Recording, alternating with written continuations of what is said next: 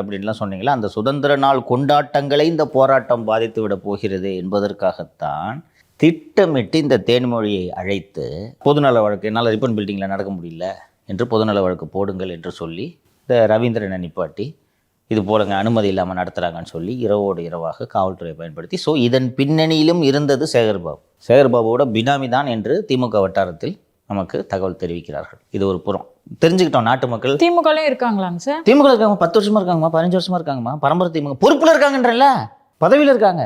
இவங்க ஒரு ட்ரஸ்ட் நடத்துறாங்கன்ட்டு நேற்று நான் சொன்னேன் இல்லவா, இந்த ட்ரஸ்ட்டை தையல் மிஷின்லாம் கொடுக்கறதுக்கு சேகர்பாபு பயன்படுத்துறாரு. அந்த ட்ரஸ்ட்டுக்கு வர பணம் பூரா சேகர்பாபு பணம்.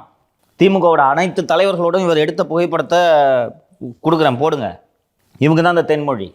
நீங்கள் இப்போ நீதிமன்றத்துக்கு போகும்போது ஏதோ சாதாரணமாக என்னமோ காய்கறி வியாபாரம் பண்ணுற மாதிரி போய் போடுறீங்களே, திமுக நிர்வாகியாக இருக்கேன்ட்டு நீங்கள் சொல்லியிருக்கணுமா வேணாமா? கோட்டை ஏமாத்துறது தானே, ஃப்ராடுத்தனம் தானே இது.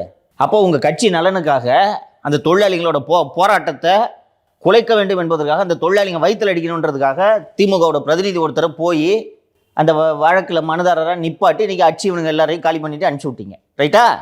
இதை நான் மீண்டும் மீண்டும் சொல்கிறேன், இந்த பொம்மை முதல்வரோட ஆட்சி முடிந்து தீர வேண்டும். பெரும் தலைவலியாக இருக்கிறது. ஆனாங்க சார், அதுக்கப்புறம் பார்த்தீங்கன்னா தூய்மை பணியாளர்களுக்கு நிறைய சலுகைகள் கொடுக்குறதா சொல்லியிருக்காங்க.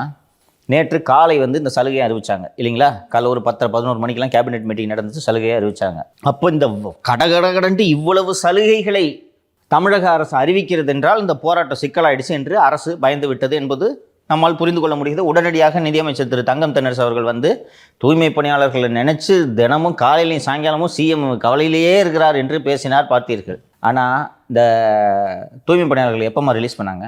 நேற்று தான் பண்ணாங்க. அதான் எத்தனை மணிக்கு? ஈவினிங், நைட் ஆகிடுச்சு. ஈவினிங், ரைட்டா? அப்போ அங்கே முதல்வர் ஒரு அரசு அங்கே அச்சப்பட்டுக்கிட்டு இவங்க தூய்மை பணியாளர்களுக்கு சலுகைகள் கொடுக்கணுன்ட்டு அவங்க அங்கே வேலை செஞ்சுட்டாங்க. போலீஸுக்கு திமிர பார்த்தீங்களா? அவன் என்ன சொல்கிறது? அங்கே ஒரு கல்யாண மண்டபத்தில் சாயங்காலம் 7 மணி வரைக்கும் ரிலீஸ் பண்ணல. நீதிமன்றம் வேறு இடையில உத்தரவு போட்டு எல்லாத்தையும் வெளியிடுங்கன்னு உத்தரவு போட்டிருக்கா. நீங்கள் நல்லா கவனிக்கணும். அங்கேயும் வாதிட்டது ஒரு அப்பாட்டக்க ரவீந்திரன் என்று தான் நான் நினைக்கிறேன். நீதிமன்றம் இவங்களை கைது செய்தவர்களை வெளியிடுங்கள், விடுதலை செய்யுங்கள் என்று உத்தரவு போட்டாங்க. நீதிமன்றம் ஒரு நிபந்தனை போட்டிருக்கு. என்ன நிபந்தனை தெரியுமா? தூய்மை பணியாளர்களை பற்றி, இந்த போராட்டங்களை பற்றி அவர்கள் பொதுவெளியில் பேசக்கூடாது, ஊடகங்களில் பேசக்கூடாது, சமூக வலைத்தளங்களில் எழுதக்கூடாது, தெரியுமா?